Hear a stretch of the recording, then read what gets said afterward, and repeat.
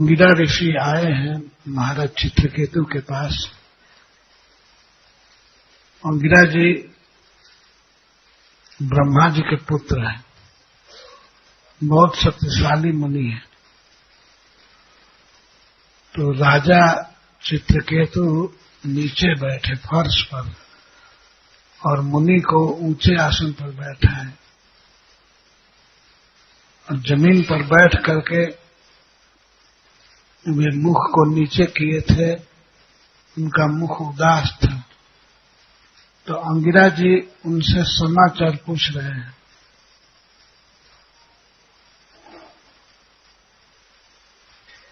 कई प्रकार से वैकल्पिक प्रश्न किए।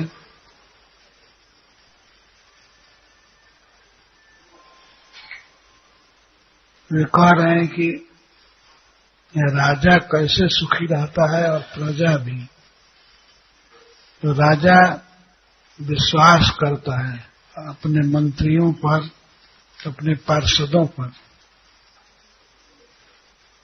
और पार्षद और मंत्री वे सभी राजा के आश्रय में रहते हैं, तो वे भी सुखी रहते हैं। राजा अपना काम करता है और मंत्रीगण अपना कार्य करते हैं। इस तरह एक दूसरे पर आश्रित रहते हैं। राजा को कभी कभी मंत्री आज्ञा भी देते हैं और राजा उसे स्वीकार करता है और आज्ञा का पालन भी करते हैं। सर्वोपरि तो राजा है, तो राजा के आश्रय में रह करके मंत्री प्रजा वगैरह सुखी रहते हैं और मंत्री पर आश्रित रहता है राजा। वे कभी कभी आज्ञा भी देते हैं। तो अंगिरा मुनि पूछ रहे हैं राजा से, अपि दारा प्रजामात्या भृत्या श्रेण्योथ मंत्रिणा। हे राजन, आपकी सभी पत्नियां वश में है ना, और आपके सभी मंत्री अमात्य आपके वश में रहते हैं ना, कोई आपसे विद्रोह नहीं किया है ना।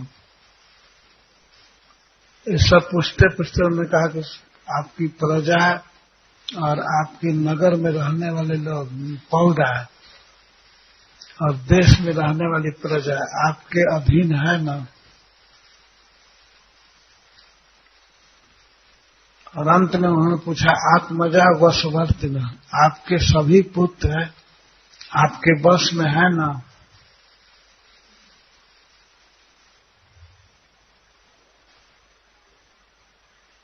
कोई पुत्र हुआ ही नहीं है, पुत्र गण कह रहे हैं। ये मुनि लोग भी कभी कभी मजाक करते हैं। आपके सभी पुत्र आपके वश में है ना। उस राजा को कोई पुत्र नहीं था, पर वे पूछ रहे हैं ऐसे। विवाह तो 1 करोड़ हुआ है और फिर भी एक भी संतान नहीं है। वे राजा थे, अनेक सेठ के सेठ विवाह किए, कभी 10,000, कभी 20,000, कभी 5,000 ऐसे स्त्रियों से विवाह किए। पर संजोग की बात थी कि उन स्त्रियों से कोई संतान नहीं हुई, सभी बैरन निकल गई, बंध्या हो गई। ऐसा होता है, ईश्वर की कृपा है। किसी किसी को फैमिली प्लानिंग करना पड़ता है और किसी को एक भी पुत्र नहीं होता है। तो राजा था और विवाह किया संतान के लिए, सब जगह से विवाह किया। महाराष्ट्रियन लड़की, उत्तर प्रदेश की लड़की, उड़िया लड़की, कहीं से बाकी नहीं रह गया। सारे भारत से, बल्कि विदेश से भी वो बहुत सी स्त्रियों को दिया। इस तरह आप सोच सकते हैं 1 करोड़ विवाह करना कितना मुश्किल का काम है, लेकिन राजा था इसलिए किया, पर 1 करोड़ रानियों के होते हुए भी एक पुत्र नहीं हुआ।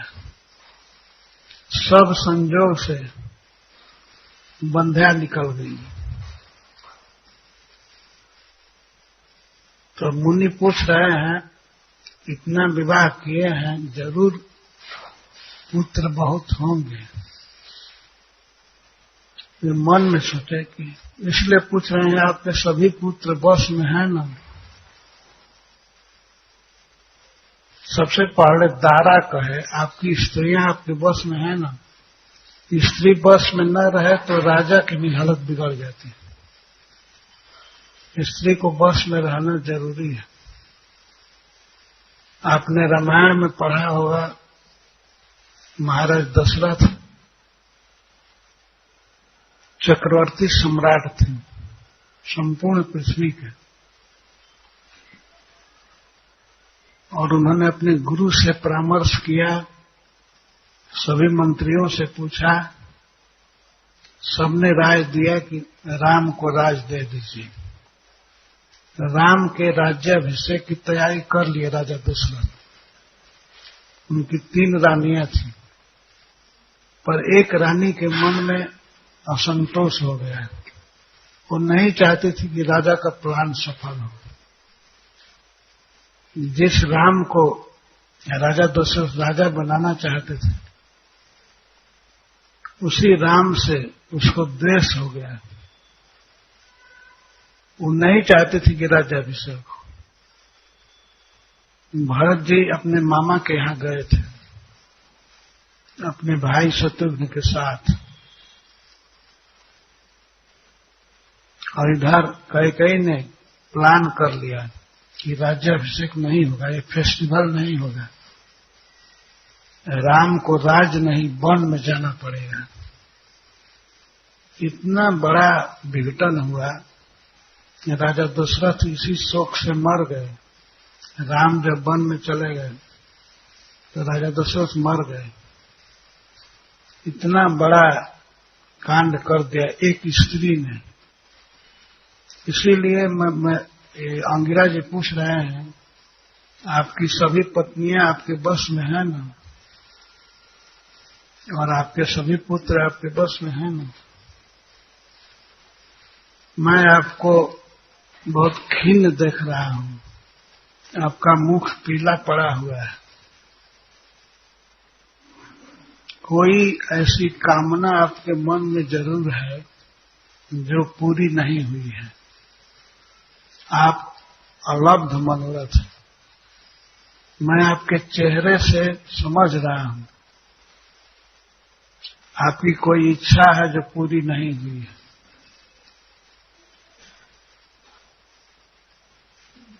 एक बहुत बड़े राजा से एक मुनि पूछ रहे हैं। ये मुनि सत्य लोक से आए थे।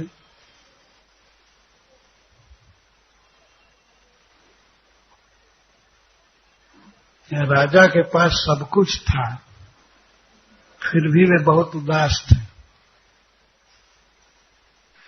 हृदय में जब कोई कामना हो जाती है तो व्यक्ति को उदास कर ही देती है। भगवान ने कामना को अग्नि कहा है, कामाग्नि।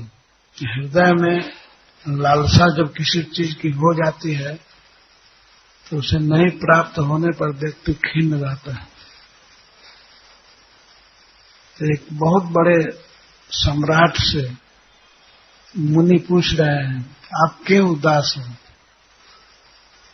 लब्धे अलक्ष्य कामं ताम।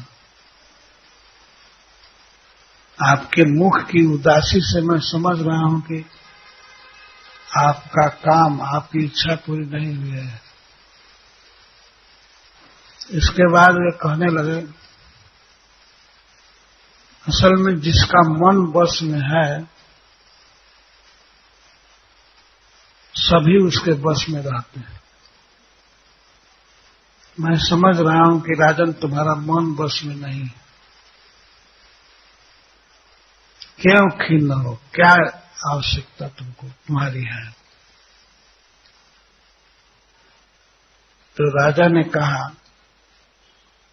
हमारे पास सब कुछ है, जो लोकपालों को कामना होती है, इंद्र को, वरुण को, इन सब लोकपालों को जो चीज चाहिए, जो इच्छा होती है, वो सारी वस्तुएं मेरे पास हैं। लेकिन क्या कहूं मुनि, हमको बेटा नहीं है। वो रोने लगा राजा, हमको ये सारी संपत्ति, सारा वैभव, सारी स्त्रियां, राज सुख नहीं दे रहा है, क्योंकि मैं बिना पुत्र के हूं। जैसे किसी व्यक्ति को खूब अच्छी तरह से भूख लगी हो, प्यास लगी हो, तो उसको भोजन के अलावा और चीजें अच्छी नहीं लगती। उसी प्रकार हमको ये राज्य, स्त्री, धन, ये सब अच्छा नहीं लग रहा है। हमको बेटा नहीं है। हमने सुना है कि जिसको पुत्र नहीं होता है वो नरक में गिरता है।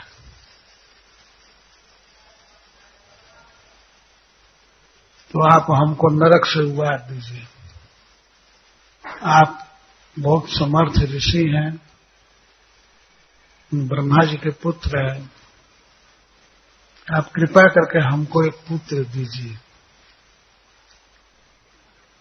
इतना कह करके राजा रोने लगा, मेरे पूर्वज नरक में गिरे हैं, मैं नरक में गिरूंगा, पुत्र दे करके हम सबको पार कीजिए। तो वे मुनि ब्रह्मा जी के पुत्र हैं, बहुत कृपालु हैं। सुखदेव जी कहते हैं, इत्यर्थितः स भगवान कृपालु ब्रह्मणः सुतः। कृपा स्वाभाविक है, ये ब्रह्मा जी के पुत्र हैं। इनको सुखदेव जी कह रहे हैं कि भगवान विभु समर्थ। तो उन्होंने कहा, कोई बात नहीं, चिंता मत करो। ऐसा कह करके उन्होंने एक चरू पकाया, खीर पकाया, और पका करके कहा कि इसको एक रानी को देना, बस सबसे बड़ी रानी को, जिसका नाम कृतदुति था, उसको खिला देना। तुमको एक पुत्र होगा, लेकिन राजन वो पुत्र तुमको हर्ष सुख दोनों देगा। हर्ष सुख प्रदा पुत्र होगा। पुत्र से तुमको सुख भी होगा और दुख भी। इतना कह करके वो मुनि चले गए। तो राजा ये सोचा कि पुत्र होगा तो हर्ष होगा ही, और मेरी बात नहीं मानेगा, बच्चा उदंड हो जाएगा, तो इससे शोक होगा। तो something is better than nothing. ये तो अच्छा ही है, बेटा होगा न भले नालायक निकल जाए। लेकिन मुनि का संकेत था कि वो तुरंत मर जाएगा और राजा को बहुत बड़ा शोक होगा, लेकिन वे नहीं समझे। ठीक है, बेटा होगा, अगर उदंड होगा, आज्ञा नहीं मानेगा तो चलेगा।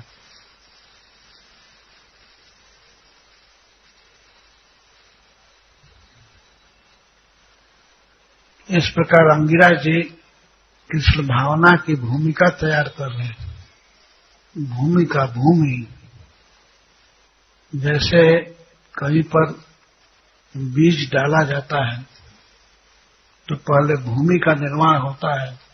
भूमि को जोतते हैं, सिंचाई करते हैं, समतल करते हैं, घास निकाल देते हैं। तो इस तरह से अंगिरा जी चित्रकेतु महाराज को कृष्ण भावना देना चाहते हैं, कृष्ण भक्ति देना चाहते हैं, लेकिन वो योग्य नहीं है, उनको योग्य बना रहे हैं। जब ये पुत्र प्राप्त करेंगे और सुख में हो जाएंगे, बाद में पुत्र मर जाएगा तो इनको बहुत बड़ा शोक होगा। इसी शोक की अवस्था में वे नारद जी के साथ आएंगे, अपने भाई के साथ। श्री नारद जी भक्ति के आचार्य हैं। नारद जी आकर के कृष्ण भावना का दान दिए, इनको मंत्र सिखाए, भक्ति का रहस्य सिखाए। 7 दिन में विद्याधरों के अधिपति हो गए।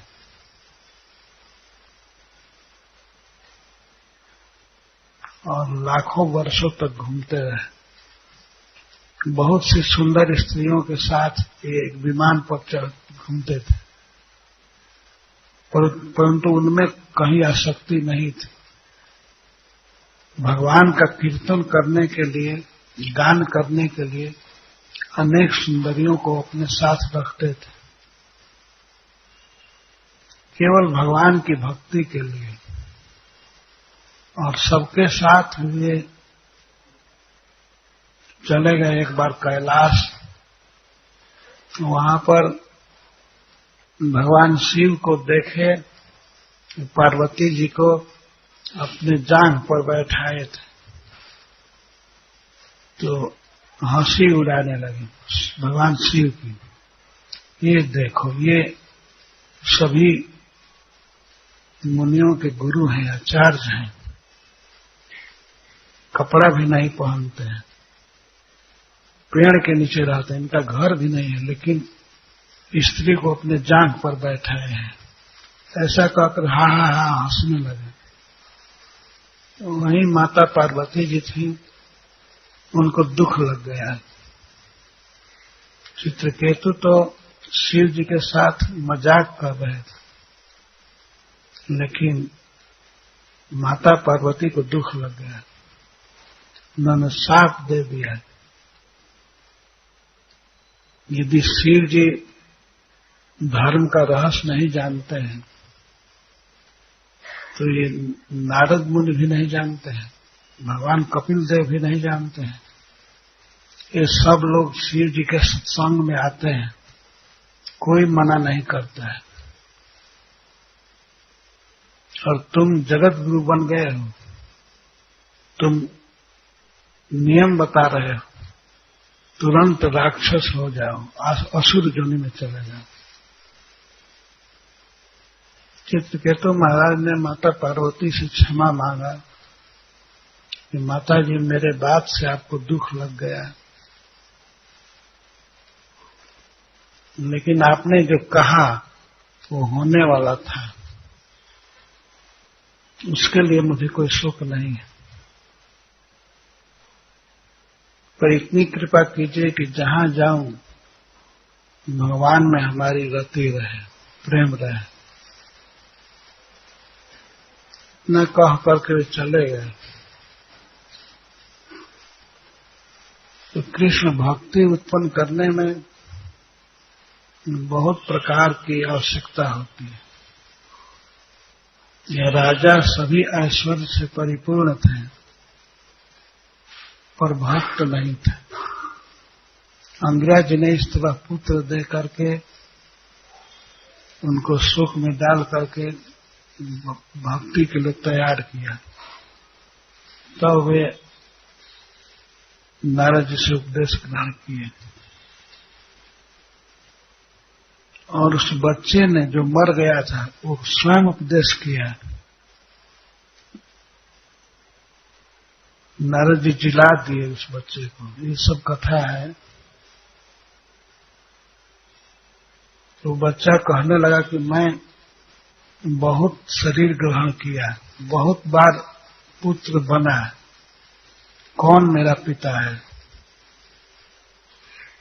आप तो एक बार केवल मेरा पिता बने, ऐसे ऐसे पिता लाखों बार हमारे हो चुके, तो किसको पिता माने?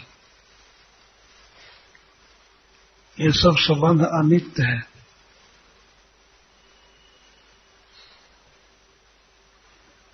इस प्रकार का उपदेश पा करके राजा चित्रकेतु बहुत बड़े भक्त हुए। मनुष्य ही नहीं, विद्याधरों के नायक बन गए और इन्हें भगवान संकर्षण का दर्शन प्राप्त हुआ। भगवान संकर्षण की स्तुति किए। ये सब कथाएं हैं बड़े विस्तार से।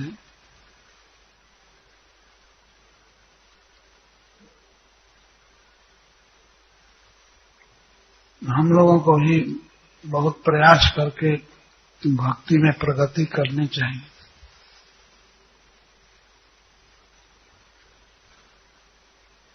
एक भक्त हमसे कहे कि ये मैराथन का महीना है,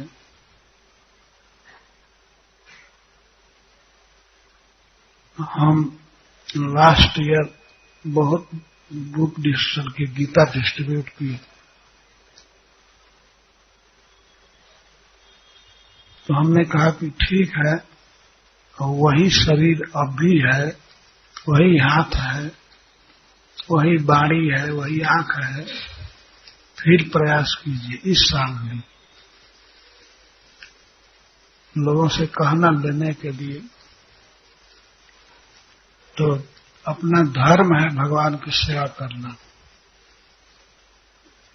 श्रील प्रभुपाद जी ने नियम बनाया है मैराथन में भगवान के पुस्तकों का, विशेष करके Shrimad Bhagavad Gita as it is का प्रचार होना चाहिए। प्रचार होने पर लोगों में भक्ति भावना आ जाएगी और भक्ति प्राप्त करना, कृष्ण भावना प्राप्त करना, यही जीवन का लक्ष्य है। अन्यथा ये जीवन तो क्षणभंगुर है, ये तो रहेगा नहीं। आत्मा नित्य है, भगवान नित्य है, भगवान के साथ हमारा संबंध नित्य है, वो तो रहेगा, लेकिन ये शरीर और धन ये सब नष्ट हो जाएगा। ये तो होना ही है नष्ट। जब तक है भगवान की सेवा में इसे लगाना चाहिए।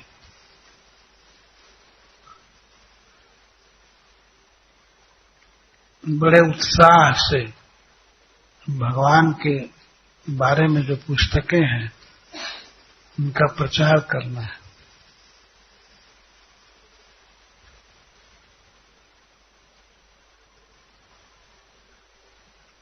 इसमें प्रायः भक्त नवजुवक हैं, शरीर में शक्ति है, वाणी में ओज है, इसके लिए इन सब एसेट का, इन सब वस्तुओं का प्रयोग करना चाहिए। पुस्तक ले करके इन लोगों में फैलाना है, यही हमारा धर्म है।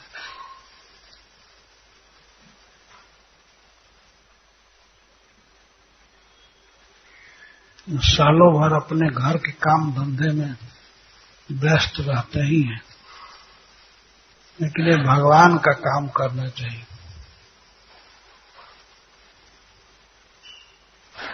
भगवान ने गीता में स्वयं कहा है कि जो व्यक्ति मेरे द्वारा उपदिष्ट इस भगवत गीता के ज्ञान को लोगों में प्रचार करेगा, उससे बढ़ करके मेरा प्रिय कोई नहीं है, कोई नहीं होगा, है। सबसे बड़ा प्रिय भगवान का वही है जो गीता का प्रचार करता है।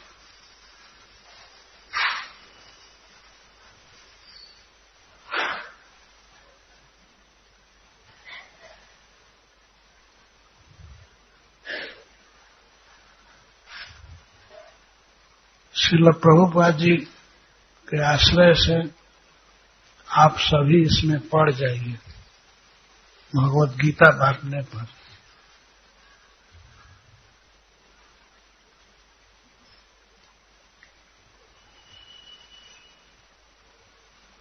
श्रील प्रभुपाद बहुत प्रसन्न होते थे जब उनकी पुस्तकें फैलती थी, लोगों में जाती थी, लोग पढ़ते थे, तो इससे बहुत प्रसन्न होते थे।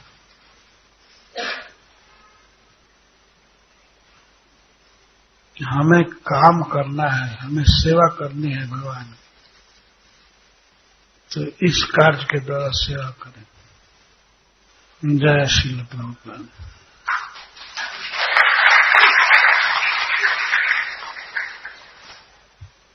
हरे कृष्ण महाराज जी, बहुत बहुत धन्यवाद।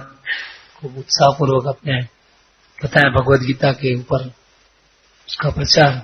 महाराज जी, जैसे हम जाते हैं प्रचार के लिए और लोगों को कहते हैं कि आप इसको बांटिए, अभी नया साल होगा, क्रिसमस आएगी, तो उसमें आप अपने दोस्त को, परिवार को इसको गिफ्ट करिए भगवद गीता। तो प्राय वो लोग यही कहते हैं कि महाराज जी कि ये बहुत पवित्र ग्रंथ है, इसको हम देंगे, अगर वो लोग उसका कहीं रख देंगे या इसका कुछ पाँव में आ गया कि ऐसा कुछ बोलते हैं कि इसका दुरुपयोग करेंगे तो हमको पाप लगेगा, तो उसको किस तरह में जवाब देना चाहिए?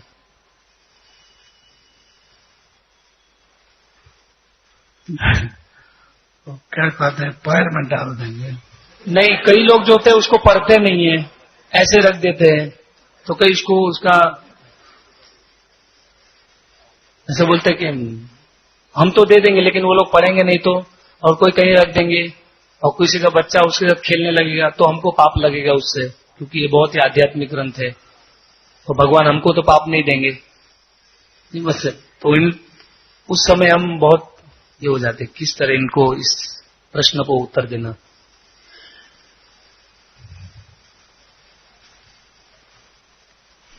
तो भक्त लोग इसका उत्तर देंगे, हम क्या कहें। ठीक है, आप अपना काम कीजिए, ये बांटने का काम है। वो अगर कुछ कहते हैं तो सुन लीजिए, लेकिन उस जगह से फिर अन्य जगह कहते रहे, सब जगह यही जवाब नहीं मिलेगा ना। प्राय महाराज यही जवाब मिलता है, 100 में से 20 लोग। नहीं, ऐसी बात नहीं।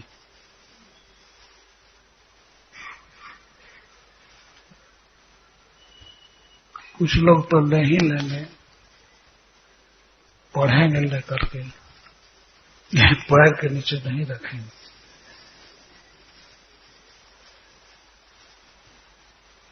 देखेंगे, फोटो भी देखेंगे, कोई कुछ न कुछ पढ़ेगा, उसका कल्याण होगा।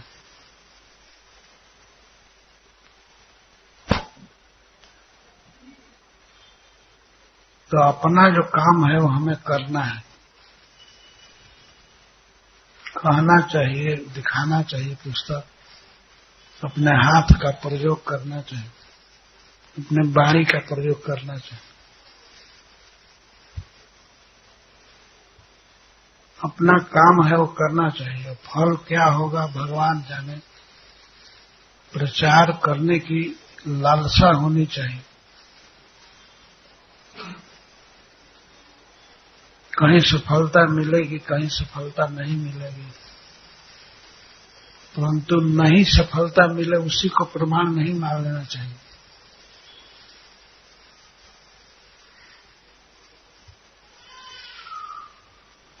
श्रील प्रभुपाद जी प्रचार किए तब न इतना प्रचार हो गया।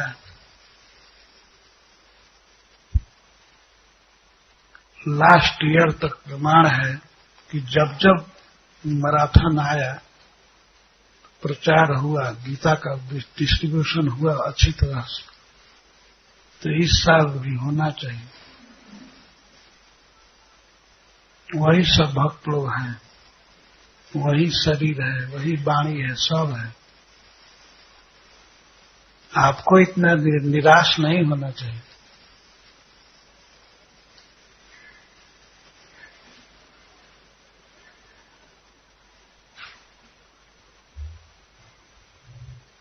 धन्यवाद महाराज।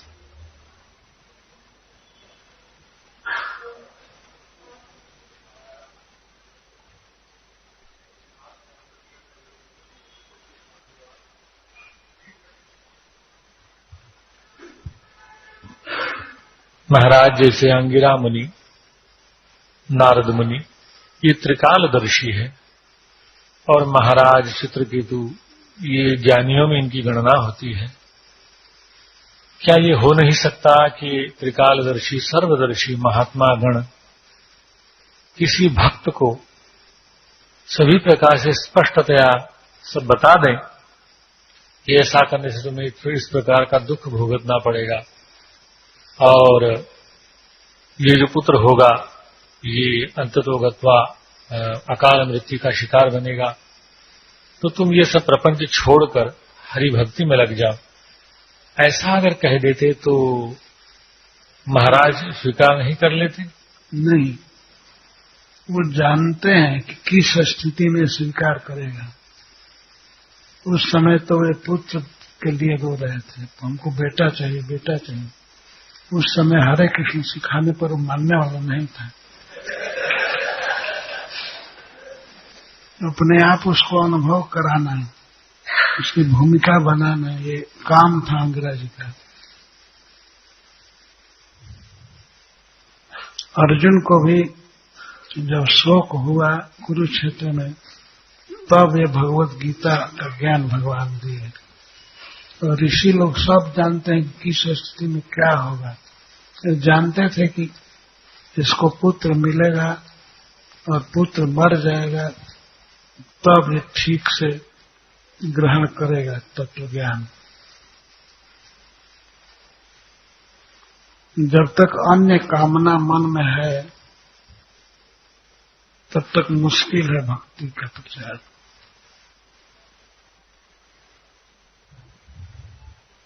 संसार का अनुभव करना ये भी एक ज्ञान है कि पुत्र परिवार सब क्षणभंगुर है और दुखद है। ये तो नष्ट हो ही जाएंगे, लेकिन जब तक है तब तक दुख देने वाले हैं। स्त्री चाहे बेटा कोई भी दुख ही देते हैं, पर लोगों को इसका अनुभव नहीं है। तो इसीलिए अंगिरा जी ने पहले अनुभव कराया बेटा दे करके। हमें पुत्र चाहते थे, पुत्र जब हो गया तो स्त्रियों में ही द्वेष परस्पर हो गया। और राजा जब एक रानी के घर में जाते थे तो अन्य को बहुत बड़ा जलन हुआ कि उसको ज्यादा मानते हैं, और उनकी पत्नियों ने ही उस बच्चे को विष दे दिया, मर गया।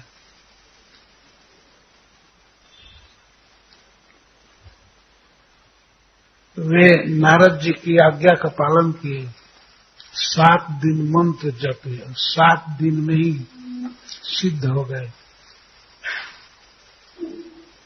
हम लोगों को भी श्रील प्रभुपाद जी ने मंत्र दिया है, लेकिन उतनी उत्कंठा से जप नहीं कर पाते हैं। केवल 7 दिन में सिद्ध हो गए। घर द्वार तो एक क्षण में छूट गया, सारी माया मोह ममता छूट गई, भगवान के परम भक्त हो गए। भगवान का दर्शन हुआ चित्रकेतु को मंत्र जपने से।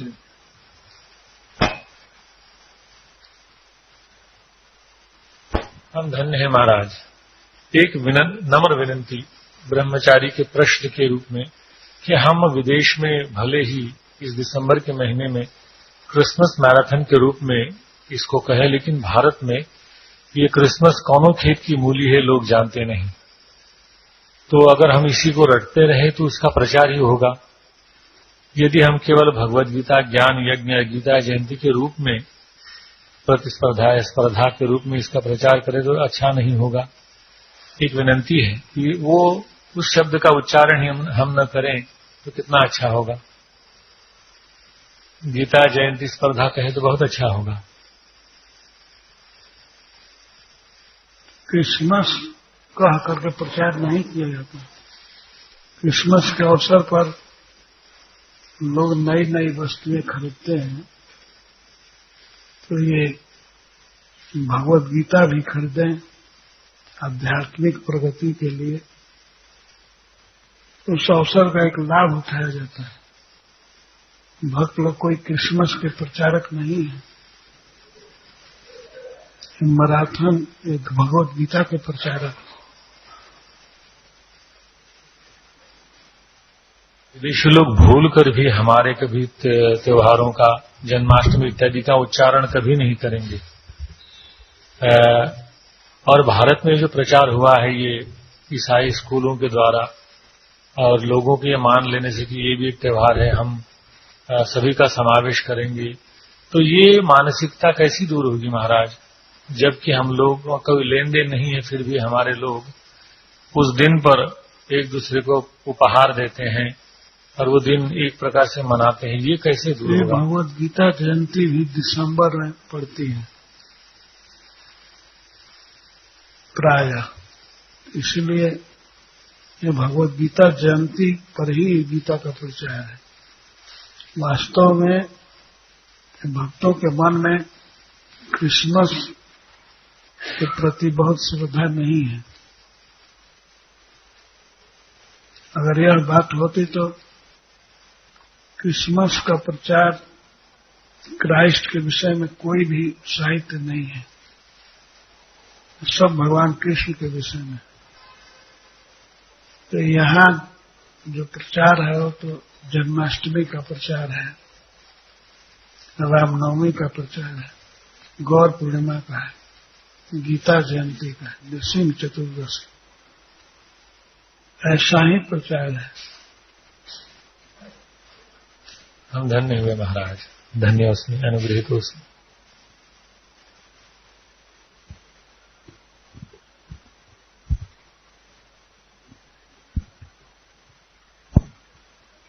हरे कृष्णा। प्रजा को राजा का आदेश के बराबर चलना चाहिए। कभी कभी राजा को भी प्रजा का आदेश के अनुसार चलना चाहिए, मतलब चलने का जरूरत रहता है। प्रजा का आदेश पालन करना राजा का मतलब जरूरत नहीं है, क्योंकि वो राजा है, लेकिन राजा का आदेश पालन करने सिवाय दूसरा उपाय नहीं है प्रजा को।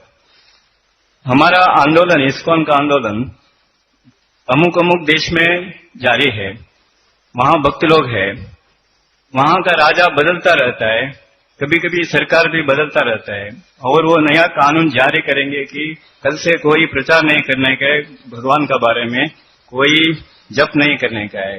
वो वक्त में, परिस्थिति में भक्तों को क्या करना चाहिए?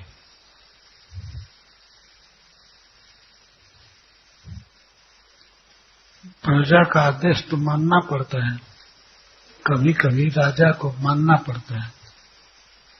ये प्रजा का ही आदेश है ना कि ये सरकार नहीं रहेगी, दूसरी सरकार बनेगी।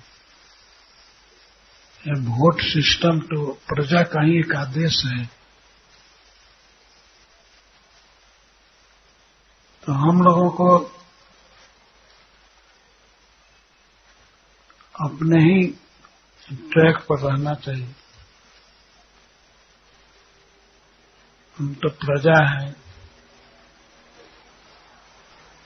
सरकार का आदेश हो या न हो, परंतु हम लोगों को परम सरकार का आदेश मानना है, भगवान कृष्ण का आदेश मानना है, और कृष्ण के परम भक्त श्रील प्रभुपाद जी का आदेश मानना है।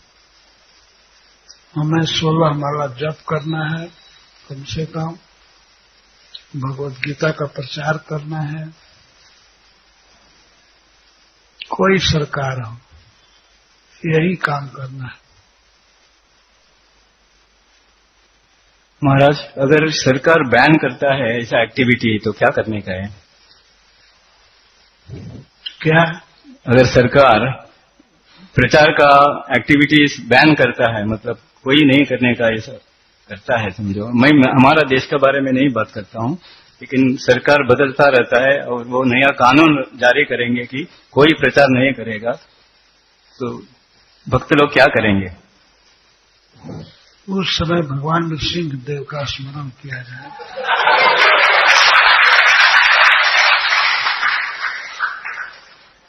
और जन आंदोलन होता है ना, यदि कोई सरकार भगवत गीता के विरुद्ध हो जाए तो जन आंदोलन होता है, फिर भी हमें तो करना ही है।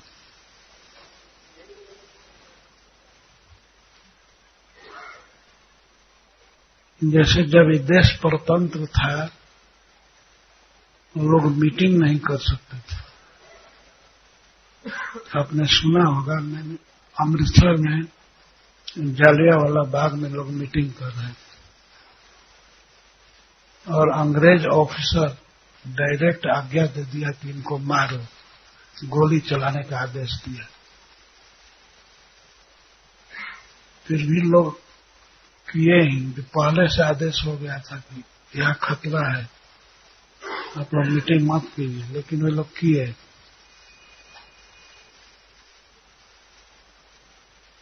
तो हम लोग तो भगवान के भरोसे हैं, जब ऐसा समय आएगा तो फिर भी यही करना है। हम जब करेंगे हमें कौन रोकेगा? जब करना और भगवद गीता का प्रसार करना, रथ यात्रा निकालना, ये सब हम लोगों का काम है। इसमें सरकार को कोई क्षति नहीं है। क्यों रोक लगाएगी? रोक लगाएगी तो फिर और उपाय हैं। बड़े बड़े भक्त सरकार से अपील करेंगे, लेकिन सर्व सामान्य भक्त को ये सोचने की जरूरत ही नहीं।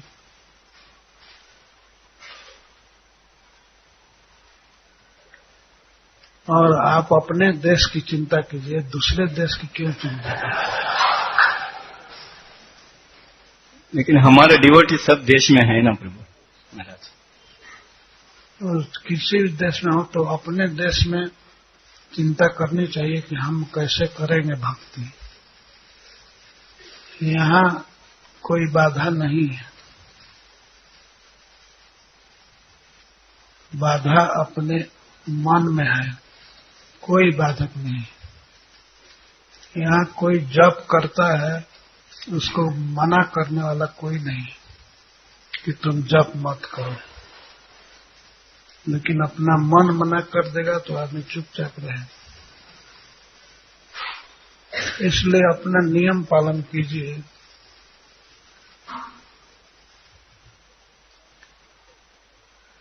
हरे कृष्णा।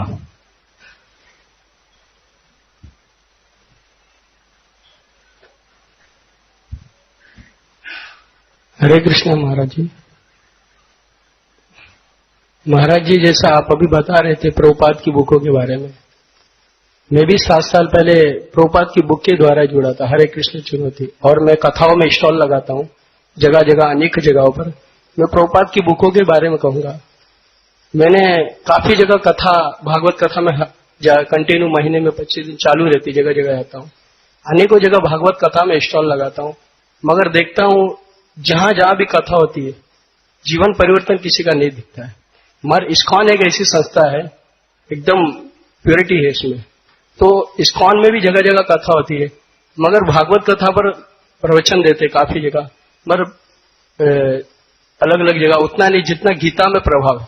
गीता के द्वारा प्रवचन होता है तो उससे वाकई में जीवन बदलता है, ये हमने देखा है। गीता साक्षात भगवान की वाणी है ना। गुरु महाराज जी, मैं आप भक्तों को और सबको ये करिए कि जो भी है प्रभुपाद की बुक डिस्ट्रीब्यूट करे। ये नहीं कि दिसंबर का महीना हो, भगवत गीता नहीं, चाहे छोटी छोटी बुक दो, आप अपने बैग में रखो, चलते फिरते। मैं महाराज जी जब ट्रेन में जाता हूँ मथुरा वृंदावन, तो भी बुक रखता हूँ, किसी न किसी को 1-2 बुक दे देता हूँ, बैठे बैठे प्रचार करते करते। तो आपसे प्रार्थना है महाराज जी सबको कि प्रभुपाद की बुक कोई साधारण नहीं है, चाहे ब्रह्मचारी हो चाहे कोई भी हो, क्योंकि सभी लोग प्रसाद पे जोर देते हैं। हमने देखा है प्रसाद खिलाएंगे और भगवत गीता मैराथन में बड़े बड़े कार्टून ले लेते हैं और हम जैसे को फोन करते हैं कि हम आपको आधी रेट में देते, खुद प्रयास नहीं करते हैं। तो महाराज जी आपसे प्रार्थना है, प्रभुपाद की बुक को कोई साधारण मत समझो। मैंने अनुभव किया है मेरे जीवन में, और मैं भी लोगों को देता हूं, और भी लोगों को मैंने दिया है, और लोग भक्त बनते हैं प्रभुपाद की ऐसी पुस्तकें। अरे किसी कुछ गलती क्षमा करना महाराज। हाँ, आप ठीक कहते हैं। श्रील प्रभुपाद जी बहुत प्योर भक्त थे, और उन्होंने जो कुछ कहा है भगवान की वाणी ही कहा है। तो इन्होंने एक महत्वपूर्ण बात कहा कि केवल मैराथन में ही नहीं, सालों भर पुस्तकें रखनी चाहिए, और कोई न कोई ले लेता है। ठीक आपने कहा, बहुत लोग ऐसा करते ही हैं, ये सालों भर बुक डिस्कशन होता ही है, पर विशेष रूप से मैराथन में होता है।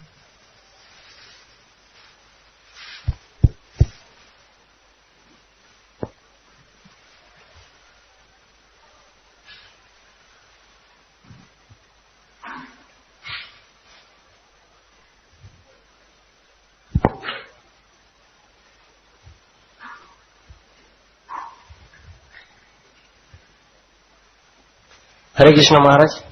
महाराज, एक व्यक्ति ने मेरे को प्रश्न किया था कि जो महाभारत में भगवान को कृष्ण का नाम से प्रस्तुत किया, लेकिन जब भगवद गीता चालू हुआ इसमें कृष्ण को भगवान वाचक करके संबोधित किया। फिर जैसे भगवद गीता अंत हुआ, फिर बाद में फिर कृष्ण वाचक करके प्रस्तुत किया। इसका हमें उनको उत्तर देने पाए, इसका कारण महाराज? तो ये तो भगवान की वाणी है ना, और भगवान का नाम है कृष्ण, तो कृष्ण वाचा ये न कहा गया। अगर ऐसा होता तो लोग ये कहते कि कृष्ण एक व्यक्ति का नाम है, लेकिन भगवान शब्द कह करके वेदव्यास देव ये कहते हैं कि ये 6 ऐश्वर्यों से परिपूर्ण है, जिनमें सारा ऐश्वर्य है, सारा ज्ञान है, सारा बल है, वैराग्य है, विद्या है, सब कुछ है भगवान में। ऐसे बोल रहे हैं भगवान। तो भगवान जब कहा जाता है तब तो लोग शंका करते हैं, और जब कृष्ण कहा जाएगा तो और ज्यादा शंका करेंगे। इसीलिए बहुत सोच समझ करके वेदव्यास देव ने श्री भगवान वाचक कहा। ये भगवान की वाणी है। या स्वयं पद्मनाभ से मुख पद्मात विनिश्चित। पद्मनाभ भगवान के मुख पद्म से भगवद गीता निकली है।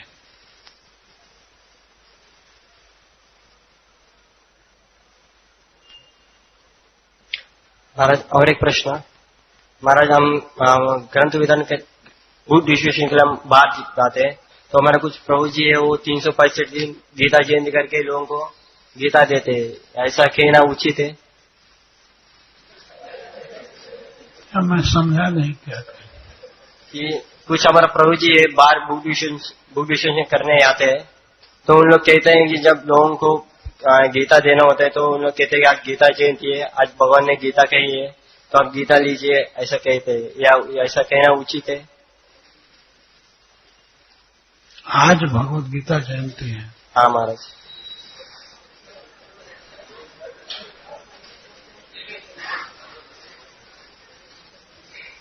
नहीं, ऐसा नहीं बोलना चाहिए।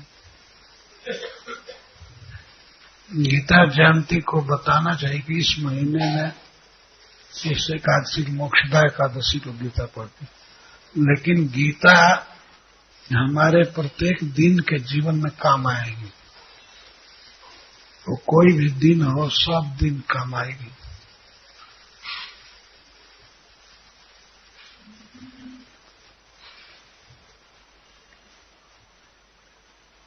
गीता का जो उपदेश है वो सब समय के लिए और सबके लिए है।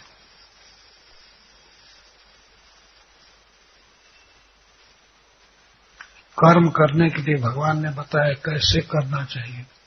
विद्यार्थी के लिए भी और गृहस्थ के लिए भी, ब्रह्मचारी के लिए भी, सबके लिए भगवद गीता है।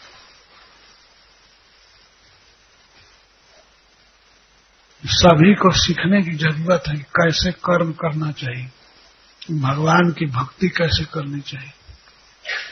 तो इन सारी बातों का ज्ञान भगवद गीता में मिलता है। और रोज रोज प्रतिदिन आज गीता के उपदेश का जो महत्व है वो कल भी है, परसों भी है, सब दिन गीता बोली गई भगवत गीता जयंती के दिन। और कुरुक्षेत्र में अर्जुन युद्ध में मुकर गए तो उनको समझाने के लिए भगवान गीता का उपदेश दिए। लेकिन यह समग्र मानव के लिए है, सबके लिए उपयोगी है, सभी लाभ उठा सकते हैं। और सब समय ऐसा नहीं है कि दिसंबर में ही इसकी जरूरत है, सभी महीने में, सभी डेट पर।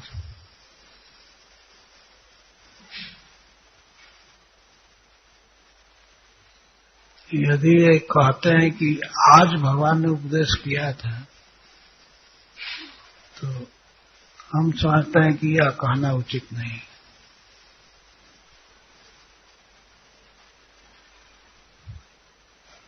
उपदेश अवश्य आज के लिए है, सब समय के लिए है।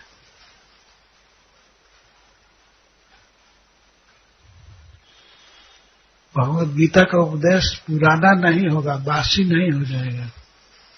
जरूरत है आज के लिए। अर्जुन बिल्कुल युद्ध के लिए तैयार थे, पर स्वजनों को देख करके युद्ध से हट गए तो भगवान उनको समझाने लगे।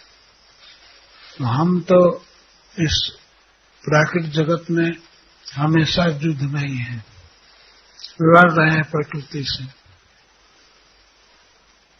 अब इस भौतिक शरीर में बंध गए तो हमको तो प्रत्येक क्षण जरूरत है गीता, प्रत्येक दिन, प्रत्येक मिनट, घंटा में गीता की आवश्यकता है।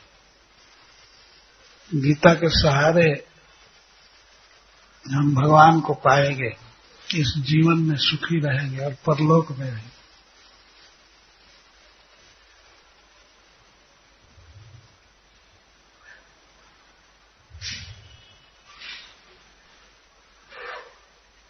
सबसे पहले जरूरत है अपने मन में दृढ़ विश्वास कि भगवद गीता से ही कल्याण होगा और समग्र मानव जाति के कल्याण के लिए ही भगवान ने यह उपदेश किया है। वो केवल अर्जुन के लिए नहीं किए हैं। भगवान कहते हैं ना, स्वकर्मणा तम भेच सिद्धि बिंदते मानव। मनुष्य अपने कर्तव्य कर्म को करते हुए सिद्धि को प्राप्त कर सकता है। पर हम प्रत्येक व्यक्ति को जानना चाहिए हमारा क्या कर्तव्य है। प्रत्येक वर्ण में, आश्रम में सब कर्म बताए गए हैं। सभी आश्रम वालों का कर्तव्य है भगवान का नाम रखना। वही भगवान 500 वर्ष पहले आए थे यहाँ मायापुर में, बंगाल में। उन्होंने खुल्लम खुल्ला सिखाया, कीर्तनियो सदा हरि। सब समय, सब दिन भगवान कृष्ण का कीर्तन करना चाहिए। स्वयं कृष्ण ही बता रहे हैं चैतन्य महाप्रभु के रूप में, कीर्तनियो सदा हरि। सदा, सब दिन, सब वर्ष में, सब महीने में, घर में, बाहर में, रोड पर, सब कीर्तनीय सदा है। भगवान कृष्ण का कीर्तन करना चाहिए।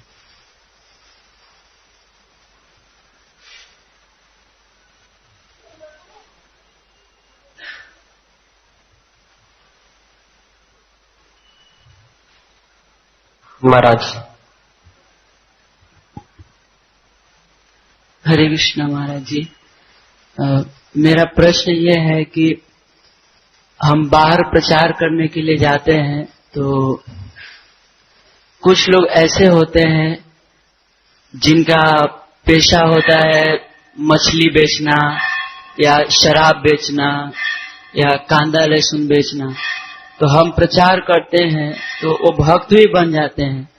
तो क्या ऐसे लोगों को यह भी कहना चाहिए कि आप मछली बेचना छोड़ दीजिए, कांदा लहसुन बेचना, शराब बेचना छोड़ दीजिए, ये कह सकते हैं या नहीं? नहीं, डायरेक्ट नहीं कह सकते हैं, लेकिन गीता पढ़ने को देंगे तो सब बात मिलेगी। और प्रभुपाद जी की किसी भी पुस्तक में ये बात है, नियम पालन करना है। मनुष्य का एक कर्तव्य है हिंसा नहीं करना, मांस नहीं खाना, नो मीट ईटिंग, ये तो कह सकते हैं। कोई भी व्यक्ति यदि मांस खा रहा है तो अपने आध्यात्मिक जीवन को वो खतरे में डाल रहा है।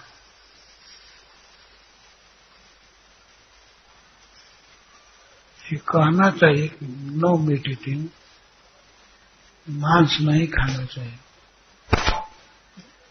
भगवान का प्रसाद खाए और वेजिटेरियन प्रसाद खाए, मांस नहीं खाना चाहिए और इसके साथ ही शराब भी नहीं पीना चाहिए। नो इंटॉक्सिकेशन, जो बेहोश करने वाली चीज है, और उस बेहोशी में भगवान का स्मरण नहीं होगा, इसलिए इंटॉक्सिकेशन मना है, प्रभुपाद ने मना किया।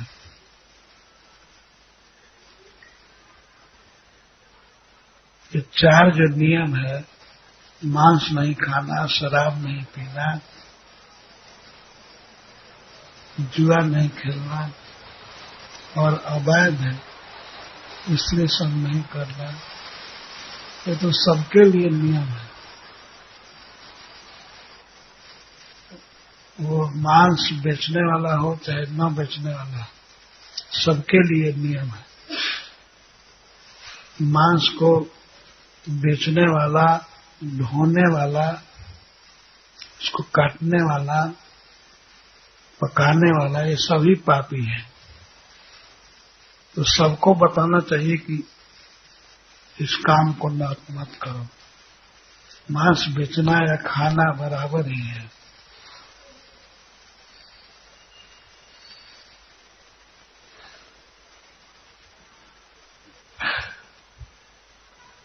हरे कृष्ण महाराज जी, हम भगवत गीता डिस्ट्रीब्यूट करते हैं तो लोग ले तो लेते हैं और फिर बोलते हैं, लेके वो बोलते हैं कि हम मांस खाते हैं, तो चलेगा क्या?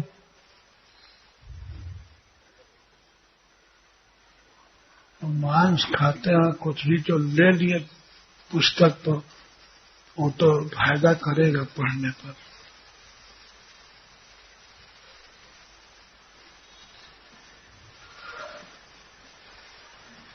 असल में इस संसार में सभी अशुद्ध हैं, सब पाप कर्म में लगे हैं। तो हम लोगों को प्रचार करना है पुण्यात्माओं के नाम नहीं। अब ये नहीं खोजना चाहिए कि ये पुण्यात्मा है, ये ले। पापियों को तारना यही मुख्य उद्देश्य है।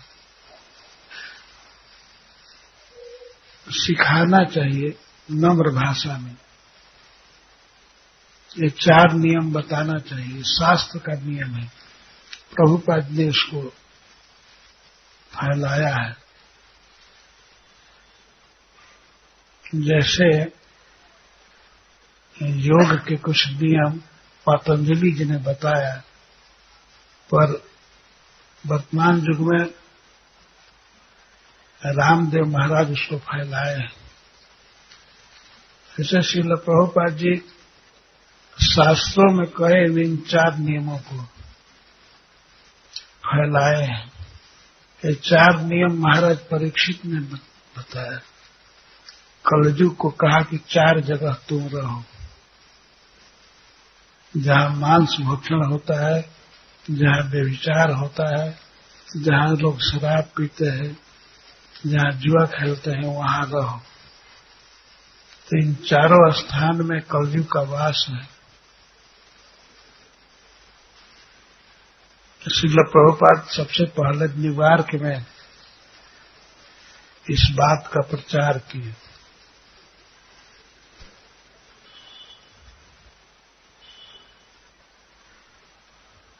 हिंसा को रोकना चाहते थे। हिंसा सबसे ज्यादा होती है इसलिए कि लोग मांस खाते हैं।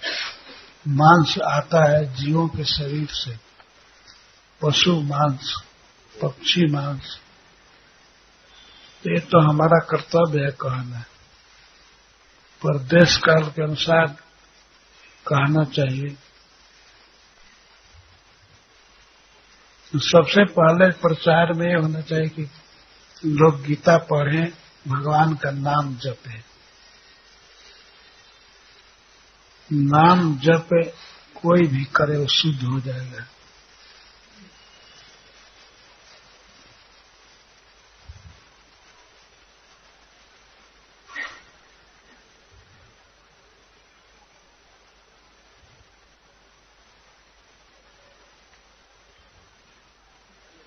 महाराज, उसी प्रश्न के अनुशीलन करते हुए एक छोटा सा प्रश्न कि हमारे पुराणों में कई बार कथानक आते हैं कि चलिया छोटा सा बच्चा था, भगवान शंभु महायोगी एक वैरागी का रूप लेके वहां गए और उसको उसकी मां को बोला कि इस बच्चे को काट कर इसको बनाकर मुझे परोसो।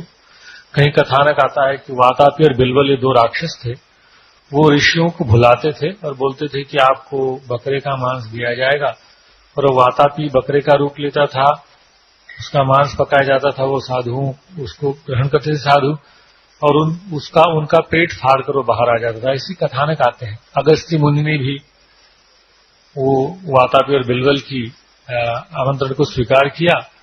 तो इन कथानकों से हमारे हिंदू धर्म में या हमारे सनातन वैदिक धर्म में ये मान्यता सामान्यता है लोगों के मन में कि मांस खाना ठीक है, क्षत्रियों के लिए ठीक है। तो इसका प्रतिकार भक्त लोग कैसे करें? ये बहुत पुराणों के फेर में नहीं पढ़ना चाहिए। लोग पढ़ते इसीलिए और वो प्रश्न पूछते हैं। भगवद गीता और श्रीमद् भागवतम बस, अन्य पुराणों में बहुत झंझट है, परस्पर विरुद्ध बातें। तुलसीदास जी कहते हैं बहुमत बहुपुनि पंथ पुराने में जहां तहां झगड़ों से। बहुत पुराण पढ़ेंगे मन कंफ्यूज होगा, पुराणों में झगड़ा है।